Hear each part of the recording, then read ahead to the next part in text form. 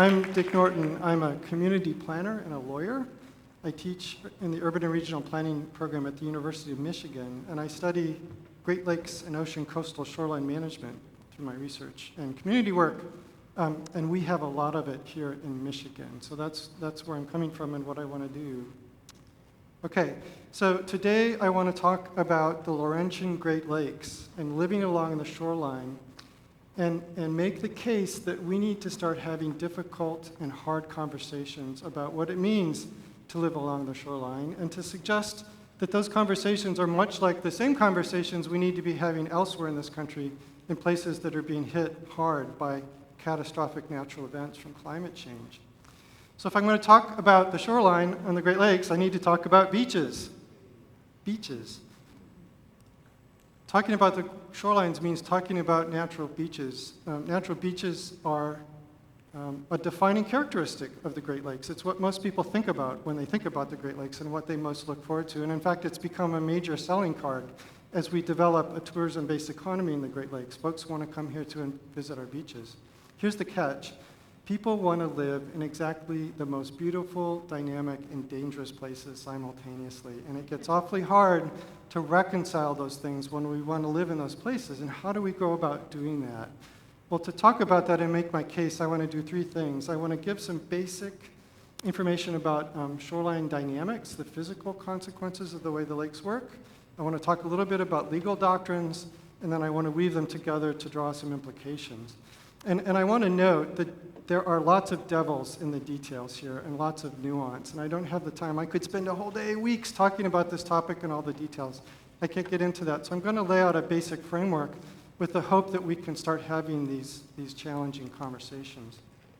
Okay, so in terms of physical processes, the first thing to know is our Great Lakes are much more like oceans than they are like inland lakes. They're great inland seas, and that means there's a tremendous amount of energy at play here, particularly along the shoreline from wave action, especially during storm events. So they're immensely powerful. That's the first thing to know. The second thing to know is that our Great Lakes are not so large that they're tidal. They don't go up and down twice a day like the ocean coasts do, at least not discernibly. But we do have periods of high water levels. They fluctuate pretty substantially over the course of seasons, decades, and years. So we do have periods of high water levels that are kind of like high tide, when you can't really get up and down the beach because the waters are so high. And then conversely, we have long periods of low water levels where the lakes go down and we enjoy a tremendous amount of new beach. Uh-oh, went too fast. We enjoy a tremendous amount of new beach both because the lakes are low, but also because the wave action when the lakes are low starts to push sand up onto the beach. The catch is the lakes come back up. They always have, and they always will. And when they come back up, they start chewing away at the shoreline again. So two key things to take from this discussion. One is the lakes will come up and they will be high and they will start working away at the shoreline, and they're going to continue to move the shoreline landward over time. And in fact, in Michigan and much of the other Great Lakes coasts, the shorelines are moving on average about a foot per year shoreline over time. It's a little bit like the coast moving inland on the ocean coast from sea level rise. We're experiencing that same phenomenon. That's a hugely powerful, immense process. It's very hard to stop because of the energy of the system involved. That's the first point. The second point is, in order for a beach to stay the same, it has to change. It has to be allowed to change. In order for a beach to be what we think of in terms of a beach, a natural setting, lots of sand, you have to let it move back and forth as the water levels come up and down and sediments come in and off of the nearshore system and up and down the shoreline. Beaches are highly dynamic. They have to be able to move to stay the same, and we're experiencing a long-term recession of shorelines over most of the coastline. So I was just describing the physical dynamics. Great Lake shorelines are slowly receding landward over time because of natural processes, and they need to be dynamic in order to stay the same. That's the physical side. Now let me talk a little bit about some legal doctrines. So the key legal doctrine to know about on Great Lake shores, which is also true on ocean coastal shores, is a doctrine called the public trust doctrine.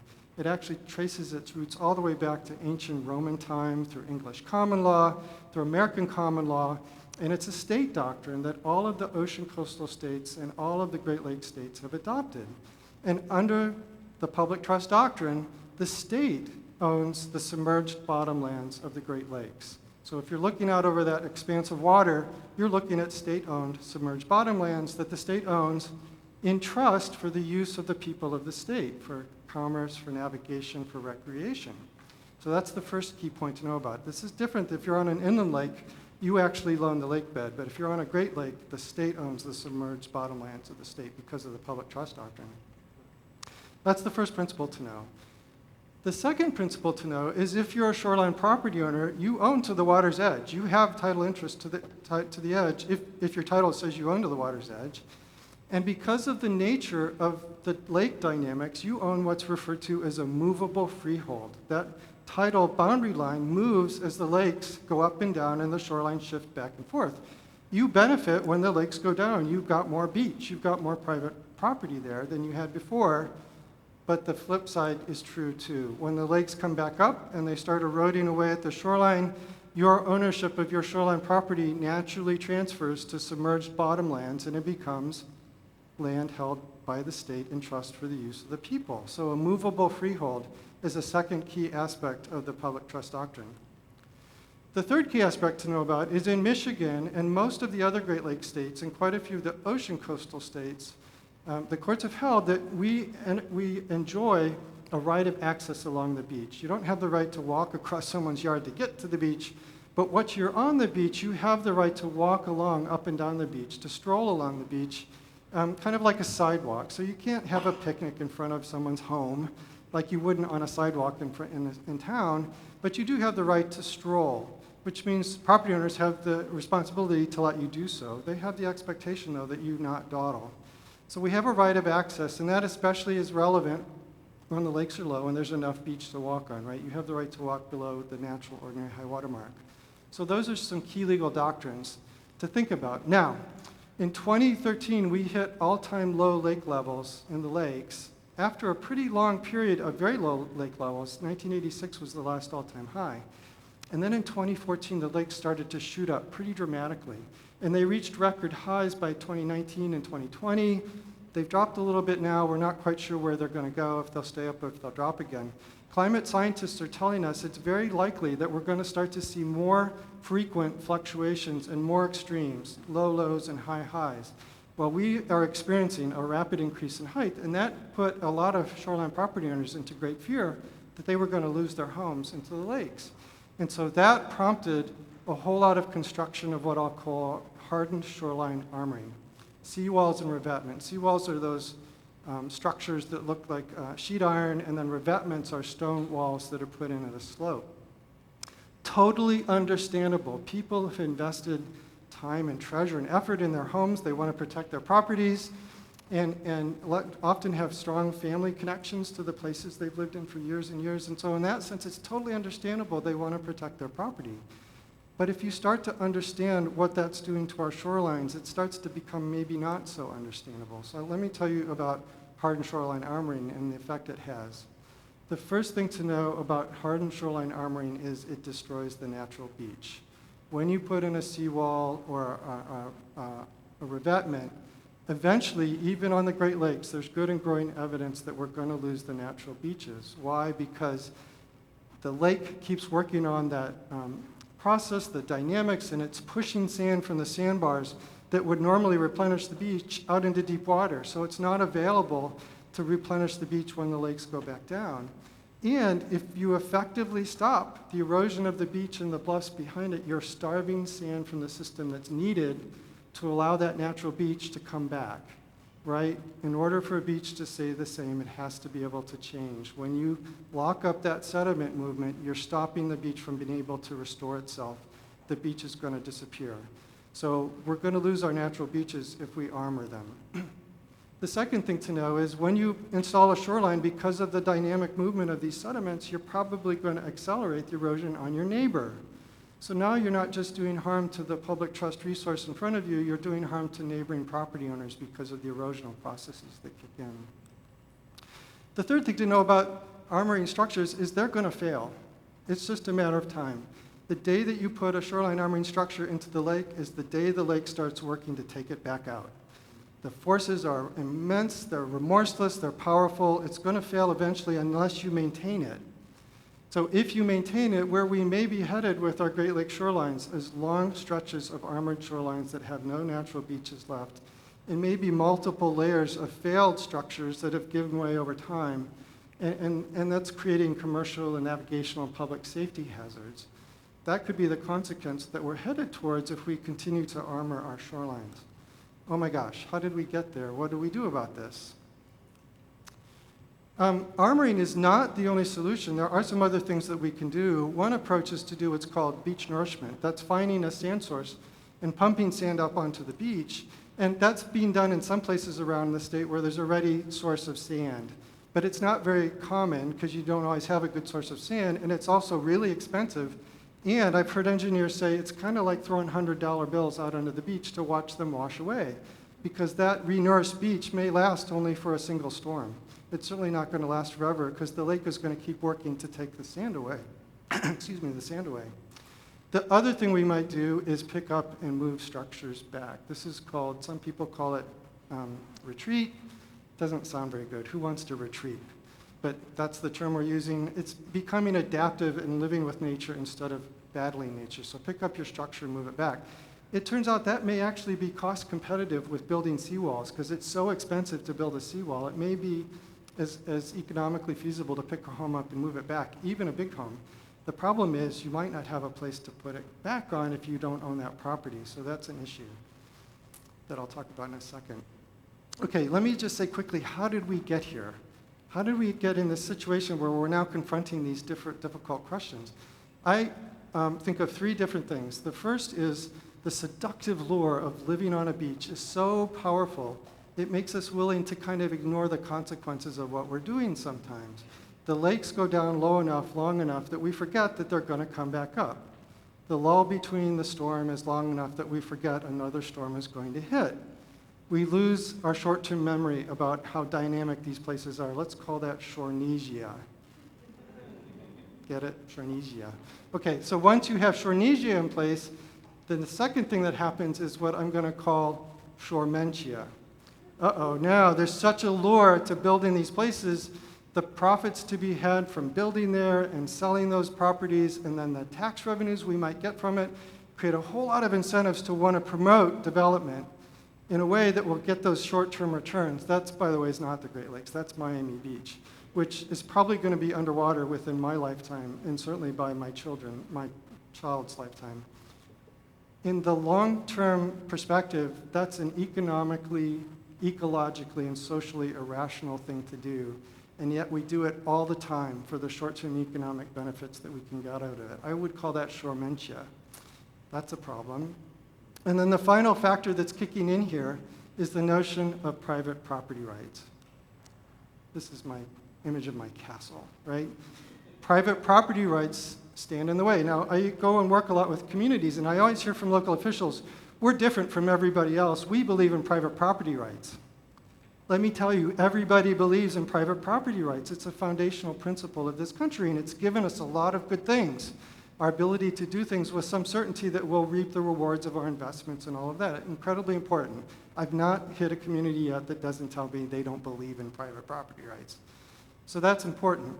The problem we're running into, or we do run into, is sometimes people make claims to property rights that I would characterize as fundamentalist, that go too far, they're too extreme.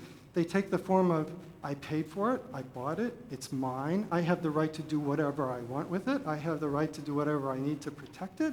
Nobody has any business telling me otherwise. The government certainly doesn't have the business telling me otherwise, and if it does, it has to pay me for it. I'm not making this up. I've heard those arguments in community groups. I hear them from advocates. The problem with that formulation is twofold. The first problem is that nature cares nothing for private property rights.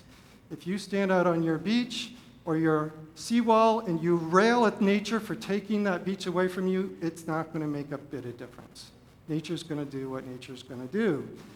The second problem is it doesn't really comport with traditional American common or constitutional law. Under American law, I have the right to liberty.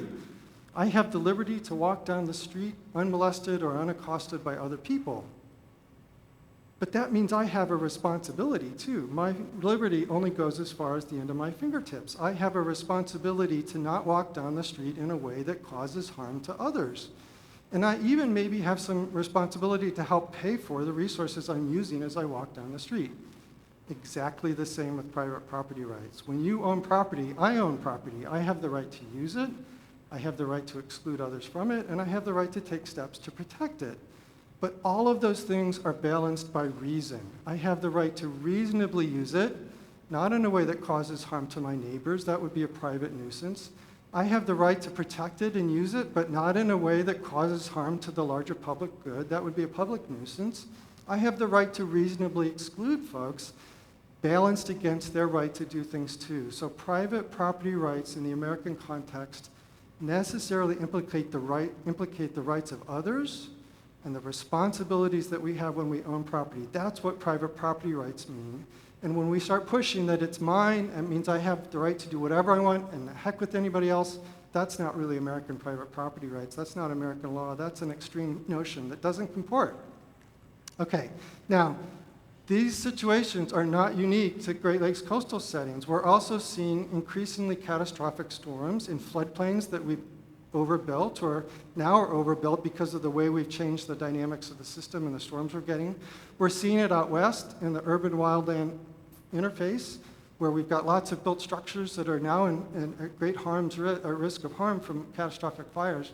We're even seeing it out west, where we're mining so much water from the ground that we're destroying the aquifers, the water-bearing capacity of those lands to hold the water. And so even if we get some rain in between a drought to go back into the ground, it's not going to replenish those aquifers. They've been destroyed because the ground has been collapsed. These kinds of difficult questions about wanting to live in highly dynamic systems are not just unique to the Great Lakes. They're everywhere, and we need to start talking about them. Well, how do we do that? How do we start to get out of this bind? Well, for Shorementia, we need to start getting educated. We need to start getting people up to speed about how Great Lakes dynamics work, how dynamic they are, and how trying to affect them with things like seawalls affect that, so that we have a better understanding of what's going on.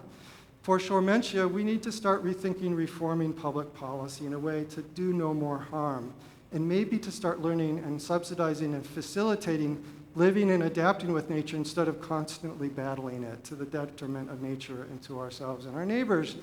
And then in terms of private property rights, we absolutely have to respect private property rights. We have to let people put their properties to reasonable use and take reasonable steps to protect them, but we shouldn't be held hostage to the notion that owning property means, at the end of the day, that somebody gets to do whatever they need to do to protect it, even to the harm of their neighbors and even to the greater loss of a public good.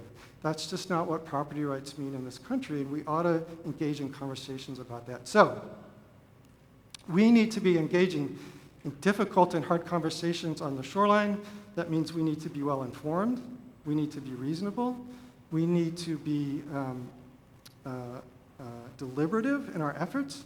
We need to muster as much goodwill as we can possibly muster with those folks that we don't agree with, and we need to enter those conversations with good faith that we have the ability to find ways to reconcile those trade-offs in hopefully ways that are beneficial as much as possible for everybody else, for everybody involved, public and private rights all together. And we need to start doing that sooner rather than later. Thank you.